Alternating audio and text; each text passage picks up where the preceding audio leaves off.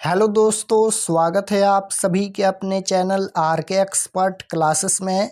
तो कैसे हैं आप सभी? आई होप कि आप लोग अच्छे होंगे और अपने अपने क्लास 10th के स्टडी में लगे होंगे। तो अभी के इस क्लास में हम लोग मैट्रिक फाइनल बोर्ड परीक्षा 2026 के लिए साइंस यानी विज्ञान के 50 वैसे भी महत्वपूर्ण ऑब्जेक्टिव क्वेश्चन देखेंगे जो आपके मैट्रिक बोर्ड परीक्षा 2026 में पूछा जाएगा। तो आप लोग से रिक्वेस्ट है कि आप लोग इस क्लास को पूरा वॉच कीजिएगा। सेकेंडरी स्कूल एग्जामिनेशन 2026 एनुअल यानी वार्षिक परीक्षा 2026 के लिए साइंस यानी विज्ञान के ये 50 सबसे महत्वपूर्ण ऑब्जेक्टिव क्वेश्चन हैं। तो फुल मार्क्स 80 नंबर का एग्जाम होगा साइंस का। आइए पहला नंबर क्वेश्चन देखते हैं। आप लोग क्लास को पूरा वॉच कीजिएगा और एक एक प्रश्न को ध्यान से देखिएगा और ये सभी प्रश्न आप लोग जरूर याद कर लीजिएगा। पहला नंबर क्वेश्चन यहाँ पर पूछा गया है कि दृश्य प्रकाश में किस वर्ण का तरंगदैर्घ्य न्यूनतम होता है। बताना है कि दृश्य प्रकाश में किस वर्ण का तरंगदैर्घ्य जो है वह न्यूनतम होता है। न्यूनतम का मतलब सबसे कम होता है। तो सबसे कम होता है पीला या बैगनी या लाल या हरा। बताना है कि दृश्य प्रकाश में किस वर्ण का तरंगदैर्घ्य न्यूनतम यानी सबसे कम होता है। तो सबसे कम पूछा जाएगा तो बैगनी रंग का सबसे कम होता है और सबसे ज़्यादा यानी किस वर्ण का तरंगदैर्घ्य सबसे अधिक होता है तो लाल रंग का सबसे अधिक होता है और सबसे कम यानी न्यूनतम होता है बैगनी रंग का। आपको याद रखना है बैगनी रंग का तरंगदैर्घ्य लगभग 380 से 450 नैनोमीटर के बीच होता है और लाल रंग का तरंगदैर्घ्य 620 से 750 नैनोमीटर के बीच होता है। तो आपको याद रखना है। तो सबसे कम जो तरंगदैर्घ्य होता है वह बैगनी रंग का होता है और सबसे अधिक लाल रंग का तरंगदैर्घ्य होता है। तो राइट आंसर बी हो जाएगा। बैगनी रंग का सबसे न्यूनतम यानी सबसे कम होगा। क्वेश्चन नंबर 2 पूछा गया है कि तारों का टिमटिमाना प्रकाश के किस घटना को दर्शाता है। बताना है कि तारों का टिमटिमाना प्रकाश के किस घटना को दर्शाता है। प्रकाश का विक्षेपण या प्रकाश का परावर्तन या प्रकाश का प्रकीर्णन या प्रकाश का अपवर्तन। तो तारों का टिमटिमाना वायुमंडलीय अपवर्तन के कारण तारे हमारे नेत्रों में टिमटिमाते नजर आते हैं। तो राइट आंसर क्या हो जाएगा? प्रकाश का अपवर्तन।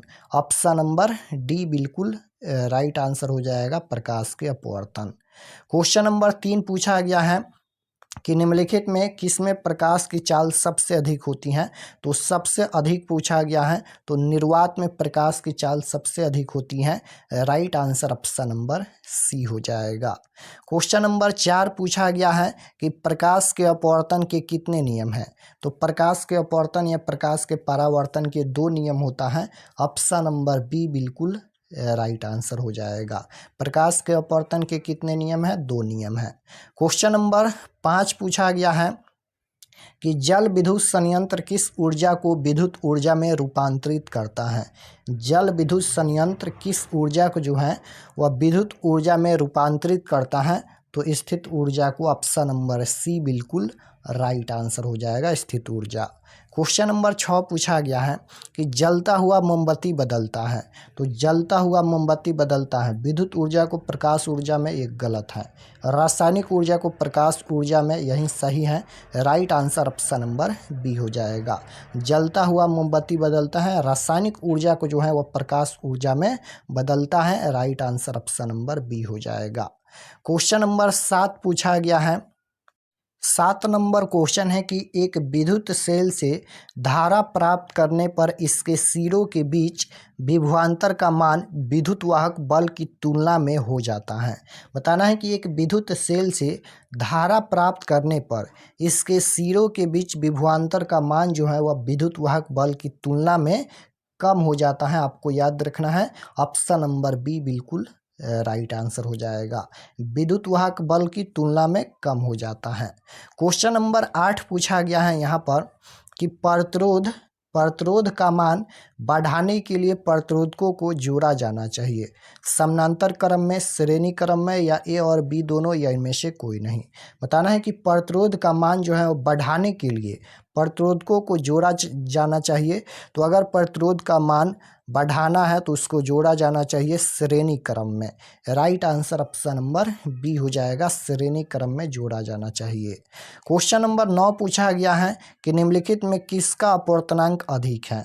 तो अपवर्तनांक सबसे अधिक पूछा गया है, तो हीरा का अपवर्तनांक सबसे अधिक है, इसका अपवर्तनांक 2.42 होता है। Option number B right answer हो जाएगा, हीरा का अपवर्तनांक सबसे अधिक है। क्वेश्चन नंबर 10 पूछा गया है कि अवतल दर्पण की फोकस दूरी क्या होती है। तो अवतल दर्पण की फोकस दूरी ऋणात्मक होती है यानी माइनस का, और उत्तल दर्पण की फोकस दूरी प्लस यानी धनात्मक होती है। तो दोनों आपको याद रखना है, अवतल दर्पण की फोकस दूरी ऋणात्मक होती है। क्वेश्चन नंबर 11 पूछा गया है कि किसी लेंस में मुख्य फोकस की संख्या कितनी होती है। तो किसी लेंस में मुख्य फोकस की संख्या कितनी होती है, तो आपको याद रखना है कि किसी लेंस में मुख्य फोकस की संख्या 2 होती है, F1 और F2। F1 जो होता है वह अवतल लेंस के लिए, और F2 जो होता है वह उत्तल लेंस के लिए, उत्तल लेंस की फोकस दूरी के लिए। तो F1 और F2 होता है, तो किसी लेंस में मुख्य फोकस की संख्या 2 होती है। Right answer option number B हो जाएगा, अवतल लेंस और उत्तल लेंस। क्वेश्चन नंबर 12 पूछा गया है कि दाढ़ी बनाने में कौन सा दर्पण उपयुक्त होता है। तो दाढ़ी बनाने में अवतल दर्पण उपयुक्त होता है, क्योंकि अवतल दर्पण में 12 प्रतिबिंब बनता है, अवतल दर्पण में 12 प्रतिबिंब बनता है, इसलिए अवतल दर्पण का उपयोग दाढ़ी बनाने में किया जाता है, यानी हजामत करने के रूप में किया जाता है। अवतल दर्पण में 12 प्रतिबिंब बनता है, जो छोटे छोटे बालों को बड़ा दिखाता है, जिसे दाढ़ी बनाने में आसानी होती है, इसलिए दाढ़ी बनाने में कौन सा दर्पण प्रयुक्त होता है, अवतल दर्पण। क्वेश्चन नंबर 13 पूछा गया है यहाँ पर कि अवतल दर्पण की फोकस दूरी Fn, उसकी वक्रता त्रिज्या r के बीच संबंध है। कौन सा संबंध सही है, F बराबर R नहीं होता है, F बराबर 2R नहीं होता है, F बराबर R/2 बिल्कुल सही है, फोकस दूरी के लिए होता है F बराबर R/2। Right answer option number C हो जाएगा। तो कौन सा संबंध सही है, F बराबर R/2। फोकस दूरी ज्ञात करने के लिए ये फार्मूला है, F बराबर R/2। क्वेश्चन नंबर 14 पूछा गया है कि निम्नलिखित में किस लेंस को अभिसारी लेंस कहा जाता है। तो उत्तल लेंस को अभिसारी लेंस कहा जाता है, और अवतल लेंस को अपसारी लेंस कहा जाता है। तो दोनों आपको याद रखना है, अभिसारी लेंस कहा जाता है उत्तल लेंस को, और अपसारी लेंस कहा जाता है अवतल लेंस को। क्वेश्चन नंबर 15 पूछा गया है कि विद्युत चुंबक बनाने के लिए प्राय किस क्षण का उपयोग होता है, वह है तो नरम लोहा का उपयोग होता है। Right answer option number B हो जाएगा, नरम लोहा। क्वेश्चन नंबर 16 पूछा गया है कि उच्चतर माप पर कौन सी प्रक्रिया पूरी की जाती है।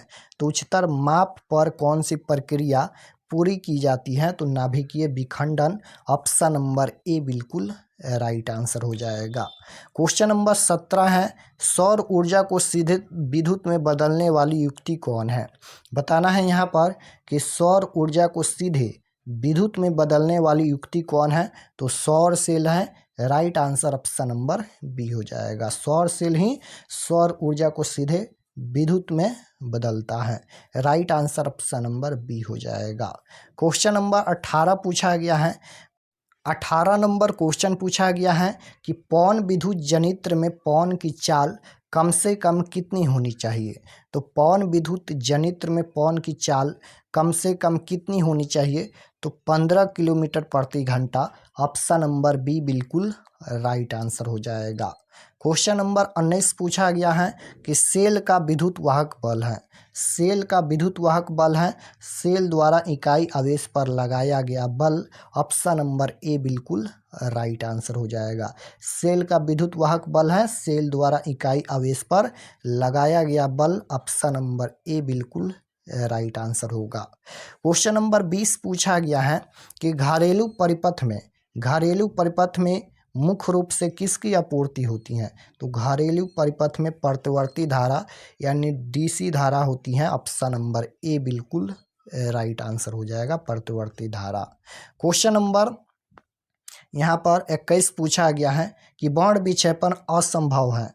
बताना है कि बाण विक्षेपण किसमें असंभव है। कांच में संभव है, निर्वात में संभव है, जल में संभव है, फाइबर में यहाँ पर संभव नहीं है, यानी असंभव है। Right answer option number D हो जाएगा। क्वेश्चन नंबर 22 पूछा गया है, वायु में रखा एक कांच का प्रिज्म आपतित किरण को मोड़ देता है।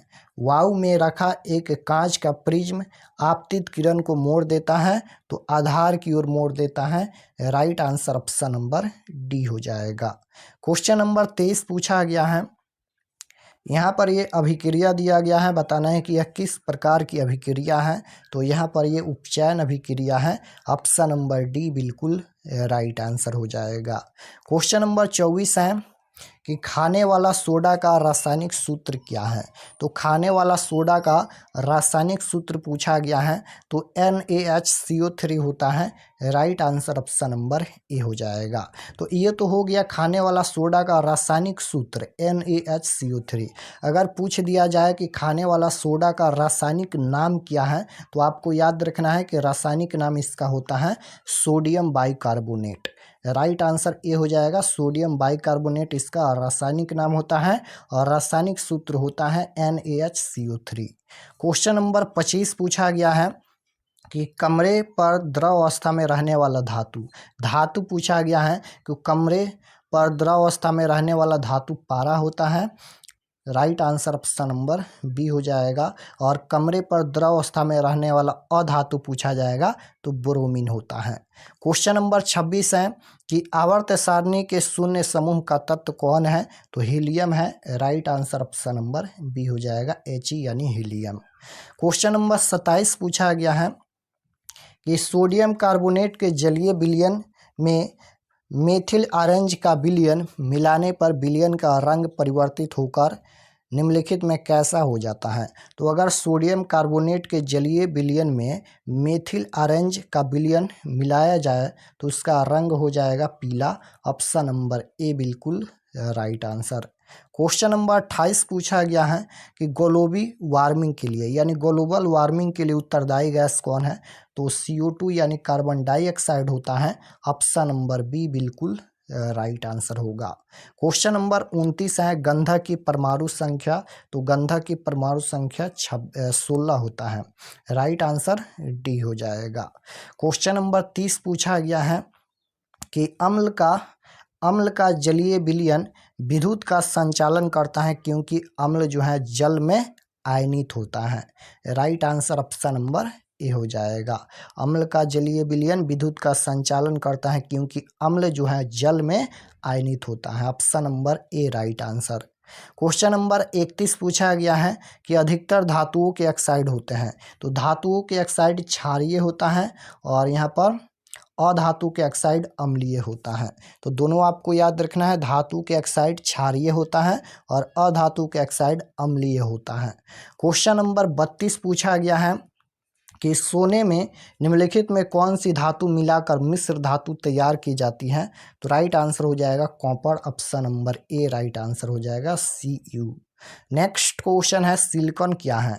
सिलिकॉन क्या है। तो सिलिकॉन अधातु नहीं है, धातु भी नहीं है। सिलिकॉन एक उपधातु है। ऑप्शन नंबर सी बिल्कुल राइट आंसर हो जाएगा। सिलिकॉन क्या है, एक उपधातु। क्वेश्चन नंबर 34 पूछा गया है कि वे तत्व जिनके बाहरी सेल पूर्ण भरे होते हैं, वे तत्व जिनके बाहरी सेल पूर्ण भरे होते हैं वह क्या कहलाते हैं। तो देखिए वे तत्व जिनके बाहरी सेल पूर्ण रूप से भरे होते हैं वह तत्व क्या कहलाते हैं, ये पूछा गया ना। तो हो जाएगा उत्कृष्ट गैसें कहलाते हैं। ऑप्शन नंबर डी बिल्कुल राइट आंसर होगा। 35 नंबर क्वेश्चन है खड़िया का रासायनिक सूत्र। तो खड़िया का रासायनिक सूत्र होता है CaCO3। Right answer option number D हो जाएगा। क्वेश्चन नंबर 36 है कि निम्नलिखित में कौन सबसे अधिक अम्लीय ऑक्साइड है। तो सबसे अधिक अम्लीय ऑक्साइड पूछा गया है तो SO2 हो जाएगा। Right answer option number A हो जाएगा। क्वेश्चन नंबर 37 पूछा गया है निम्नलिखित में कौन एल्काइन है। तो एल्काइन पूछा गया है तो CnH2 हो जाएगा। Option number C right answer. Question number 38 पूछा गया है CH3 bound O bound C2H3 का IUPAC नाम क्या है। इसका IUPAC नाम पूछा गया है तो ये हो जाएगा मेथाइसी एथेन। ऑप्शन नंबर ए बिल्कुल राइट आंसर हो जाएगा, मेथॉक्सी एथेन हो जाएगा। क्वेश्चन नंबर 39 है, निम्न में कौन यौगिक ईंधन के रूप में इस्तेमाल किया जा सकता है? तो ईंधन के रूप में इस्तेमाल किया जा सकता है प्रोपेनॉल, ये गलत है। एथेनोइक अम्ल 1, ये भी गलत है। यहाँ पर हो जाएगा एथेनॉल। ईंधन के रूप में इस्तेमाल किया जा सकता है इथेनॉल को, ऑप्शन नंबर सी बिल्कुल राइट आंसर होगा। 40 नंबर क्वेश्चन है कि सोडियम हाइड्रोक्साइड जिंक से अभिक्रिया करके निम्नलिखित में कौन सा उत्पाद बनाता है? तो जिंक से अभिक्रिया करके क्या बनाता है? तो ये हो जाएगा Na2ZnO2 plus H2। Right answer option number B हो जाएगा। क्वेश्चन नंबर 41 है कि धोबिया सोडा का रासायनिक सूत्र। तो धोबिया सोडा का रासायनिक सूत्र होता है Na2CO3 × 10H2O। Option number A बिल्कुल राइट आंसर हो जाएगा। क्वेश्चन नंबर 42 है, अम्लराज में सांद्र HNO3 और सांद्र HCl का अनुपात क्या होता है? तो ये 1:3 होता है। Right answer option number A हो जाएगा, 1:3। क्वेश्चन नंबर 43 है, किसी अभिक्रिया में भाग लेने वाले पदार्थ कहलाते हैं? तो किसी भी अभिक्रिया में भाग लेने वाले पदार्थ अभिकारक कहलाते हैं। Right answer option number B हो जाएगा। किसी अभिक्रिया में भाग लेने वाले पदार्थ क्या कहलाते हैं? अभिकारक कहलाते हैं। Right answer option number B हो जाएगा। 44 नंबर क्वेश्चन है, निम्नलिखित में कौन अम्लीय ऑक्साइड है? तो अम्लीय ऑक्साइड कौन है? तो यहाँ पर SO2 हो जाएगा। Right answer option number D होगा। 45 नंबर क्वेश्चन है कि निम्नलिखित में कौन सा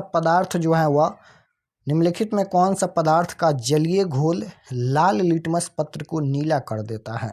तो लाल लिटमस को नीला कौन करता है? तो आपको याद रखना है, लाल लिटमस पत्र को नीला करता है क्षार। झार लिखा गया है, क्षार होगा। Option number B right answer. तो लाल लिटमस पत्र को नीला कौन करता है? क्षार यानी भस्म करता है।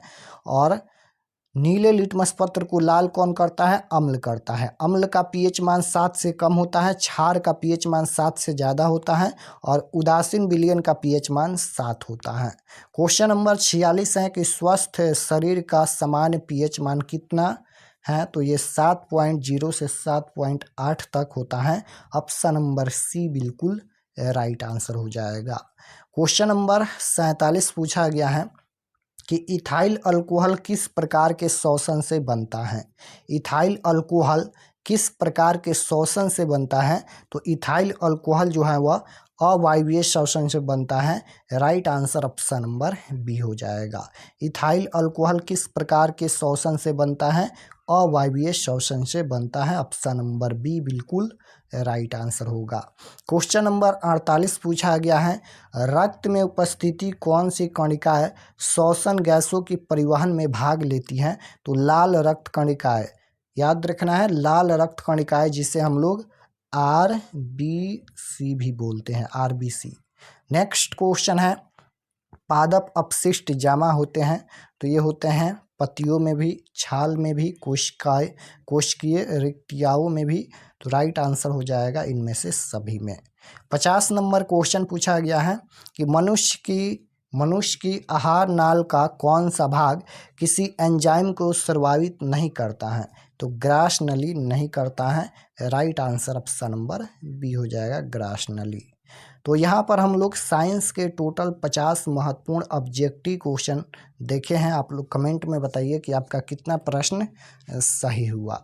और अगर आप लोग चैनल पर नए होंगे तो चैनल को ज़रूर सब्सक्राइब कर लीजिएगा ताकि आने वाले नेक्स्ट क्लास आपके पास ज़रूर पहुँचे।